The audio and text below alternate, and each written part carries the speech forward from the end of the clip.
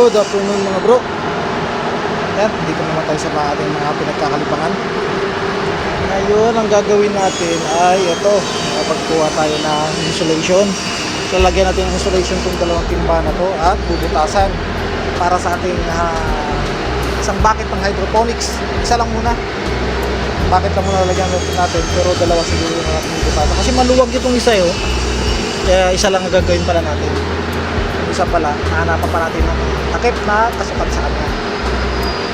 Okay? Tapos, ito, pag malilim na dyan, siguro lilipat ko yan dyan. Natin ito pwesto, lilipat natin dyan. Tapos yung mga timba, ihilera natin dyan. Gilid din, bago yan. Tapos, ang hydroponics natin sa baba niya natin ilalagay para magkatabi yung aquaponics at yung hydroponics natin. Okay, ang pinakain ko na yung mga alaga. Kung gusto nyo naarawan, no, yung bago nating pityon lumabas na yung isa ating pityon yung naarawan, yung isa nasa loob pa. Hayaan mo na natin sila dyan.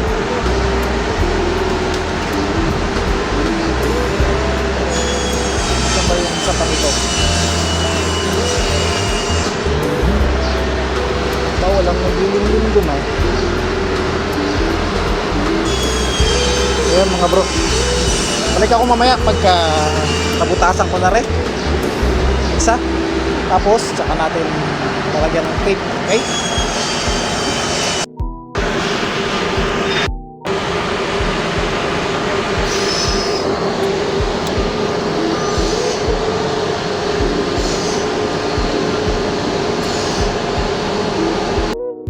mga bro, nabutasan na natin. Bali, nalagyan naman natin ngayon to ng ayan, insulation para tumanda kasi tag-init na, kailangan natin ng insulation, lalo na yung ating biofilter, lalagyan din natin yon. Ganap na lang ako ng takip, nakakasya rito kasi malaki to yung takip. Yung pala yung sa kabila, nagpapalitin ko pala kabila na yung speeds natin, palitin ko. Sayang, hindi ko nang butasan, isuli ko na yung pambutas. Bale, hindi pa naman natin pagka itong target natin may lipat natin dito para dyan natin sa ibaba na yan hilera yung apat na pang hydroponics natin. Okay, lagyan ko lang to ng insulation pagka medyo lumamig-lamig na ron, pati yung ating filtration na biofilter lalagyan natin. Okay, natapos na nating lagyan ng insulation. Sayang, naibaba ko na yung pambutas, yung pala ang kasya, yung isang yun, takip na to. Kuha ko nga itong takip na ito, takip ng pins natin, lagay ko dito, kasya mo. Yun nga, maluwag din, kasukat lang pala to, palobra, kasukat lang. Hanap pa tayo ng gaya nitong maliit lang kasi maluwag to yo, baka pag natangay ng hangin liparin lang. Yan, dito natin itatanim ang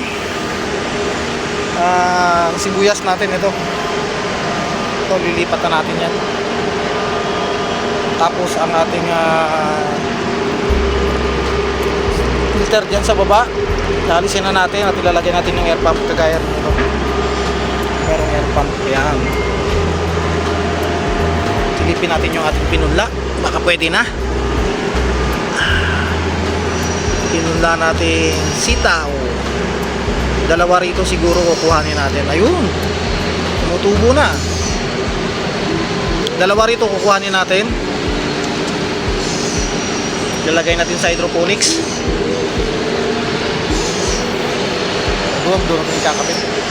Tapos yung the rest, siguro dalawa sa aquaponics, dalawa rin sa dito sa timba natin sa lupa. Yun nga, plano ko ang ilipat ito. Ang problema, nakakapanghinayang naman yung mga damo. Mga pits na to, kinakain ng kalapati natin kasi ito eh. Inuunti-unti nila yan eh. Kung mapapansin nyo ito. Ayan. Inuunti-unti nila yan eh. Kinakain nila yan. Lalo na tong dalawang to. Yan. Pupunta yan dyan. Nanginginain ng mga bato-bato dyan sa gilid. Tapos pati yung dahon-dahon na yan. Nanginginain sila dyan. Sila yung tumutuka-tuka niyan. Hindi ko alam kung ano reason. Pero siguro ang maganda ng panunaw nila. Ayan o. Hinahin ng mga damo-damo yan mga yan. Kaya hindi ko muna siguro lilipat yan. Pag natuyo na lang yan, tsaka natin ipwesto yan.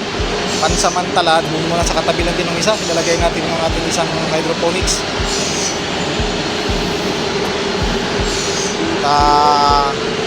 Ayan, mga kalapati natin. Yung isa rito.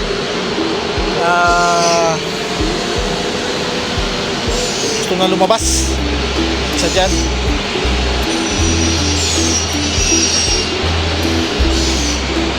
Nahahaba na rin kasi ang kanyang mga balahibo, mga ano niya. Kaya gusto na rin makalabas-labas. Pero okay yan. Silipin natin dito yung kabila natin. Malalaki na po siya. Ayan, nakikita ko na rito. Ayun. Silang dalawa. Wow, kagaya nung ama, yung isa naman checkered. Ito, mana sa mga magulang, parehas blue bar.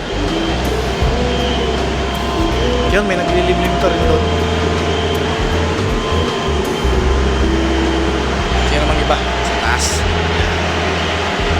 Siguro lalagyan ko muna to ng lalagyan muna natin to ng tubig, nutrient solution. Tapos pupwesto natin doon. Gusto ko na nga. Gusto muna natin dito. Tabi lang muna natin para yung sibuyas natin mailipat na rin. I-compare natin yung tubo sa ating hydroponics tsaka sa aquaponics. Okay? Yung dalawang sibuyas ilalagay natin yan dyan. Abot naman yung host natin.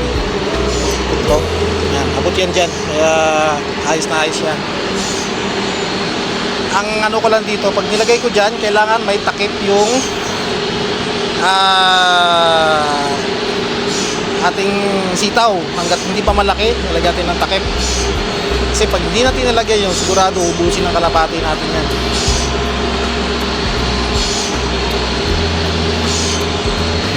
Yan, bali dalawa na yung ating hydroponics bucket.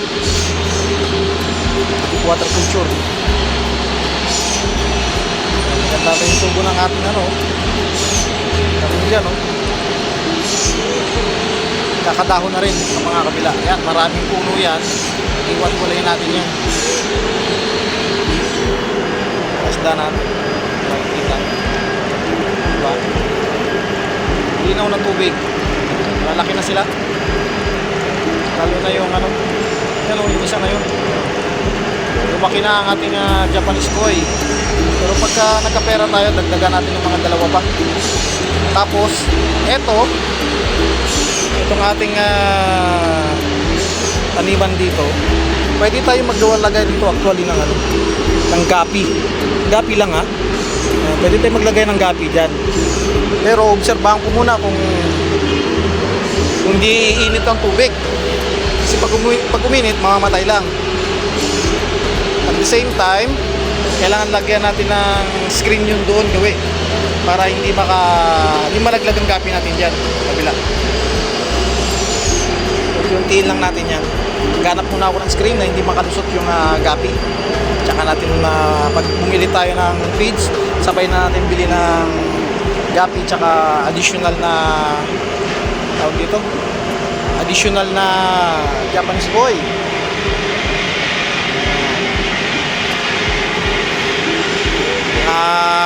Apat pa siguro ng Japanese koi. Idadagdag natin yan. Tuwing sahod, mga dalawa. Tuwing alis tayo, punta tayo sa pet market, dalawa lang. Okay na yun. Talaga naman itong mga ito. So, yun pa yung isang bihag natin, no? Ayan, no? Mailap siya pero umistay na rito. Yan, pupwesto ko lang siguro yung ano natin. Gagawin natin dyan sa hydroponics na yan. Kailangan ko pa kasi ng dalawang cup. Problema, wala na akong cup.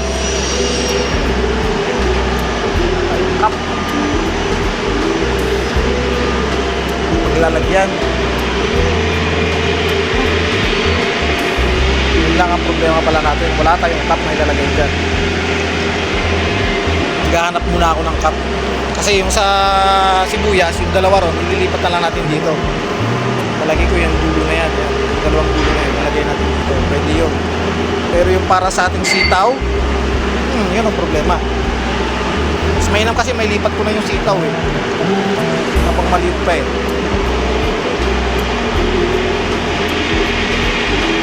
Okay, gagawin ko muna to. Ilagyan ko ng tubig, yung solution, tapos saka natin baklasin yung itong ating air pump dyan na isa. Air stone pala, kukuhanin na natin yan dyan. Balik ako pagka nagawa na natin, okay? Lalagyan na natin ng nutrient solution at ililipat na lang natin yung dalawang seeds dito ng sitaw muna. At syempre, lagyan natin ng takip kasi pag di natin tinakpan to, kakainin niya, no? Oh. Takaw pa man din yan. Yung itatanim natin ay yung meron ng tubo. Ayun. Kagaya nito. Yan, tutubo na siya. At ito rin. Dalawa. Tigi-tigisa lang muna. Try lang naman to. Kung maganda tubo ng ating sitaw sa hydroponics. At syempre maglalagay din tayo dyan, dalawa rin. Siguro magkabilang dulo. Pero paugatin muna natin ng maganda. Kasi ito hydroponics to eh, kahit paano maganda talaga tubo. Itutubo nito dito. Lagay ko lang. Ayan. Okay. Yan, pa ganyan. Para tubo ka agad. Yan. Nice one. Yan, pa ganyan. Yan na sila. At saka natin tatakpan ng clay balls.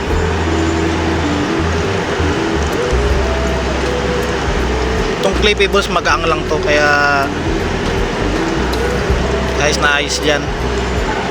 Siyempre di natin tatakpan ng gusto yung seeds. Isang buto lang siguro yan, kagaya lang yan. Para lang di makita ng mga ibon. Kasi pag nakita ng mga ibon to, ang kalapati ko patay to. Pero para makasigurado tayo, lalagyan natin to ng takip.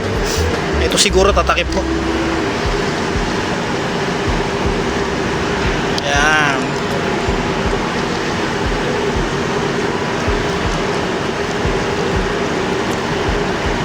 Hopefully gumanda tubo mo.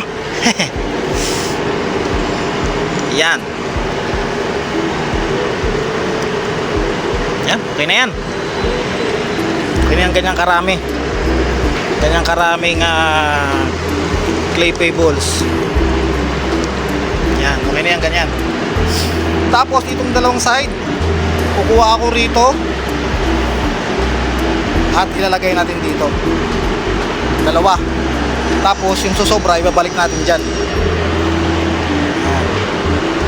Para kahit papano makumpare natin kung alin ang effective sa dalawa. Syempre mas palagay ko mas kasi mas organic, kasi kung baga natural lang ang pataba dito sa sa ating aquaponics, galing lang sa dumi ng isda at paprocess sa pamamagitan ng ating biofilter.